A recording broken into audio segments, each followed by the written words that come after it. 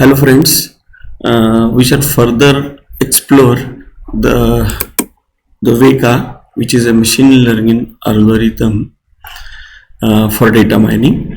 But this time I am opening the same file, that is supermarket data. Okay, so this is where I can select all, or I can go for none, or I can invert the selection. I can identify the pattern. I can select a particular record and visualize the things over here. Like grocery, it is 178. For some other department 7, it is showing 87, and so on. Now I am going for a associate tab here. Now instead of a priori, I am going for a FP growth. Now FP growth is the algorithm for finding large item sets without candidate generation.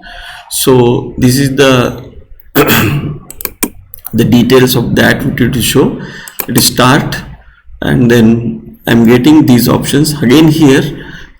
It is a 92% confidence it is showing with a lift of 1.27. the results are same, but I can change the parameters for this. Say I can change this to say some value as 15 and say okay, and again run this. So some change is there. No, still there is no change in this with 15 also. I may change this parameter again to say 20 here. Okay, and say again run this and observe some change over here. Now this is the output. Oh, I think I have given little more.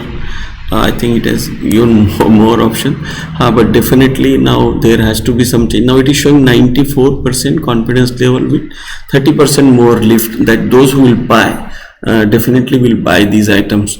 Now for large data set, the FP growth algorithm is a better choice, which is identified. Now we are having filtered associator, a priori, and these algorithms. So this is how you interpret this data and use Weka for data mining. So thank you so much.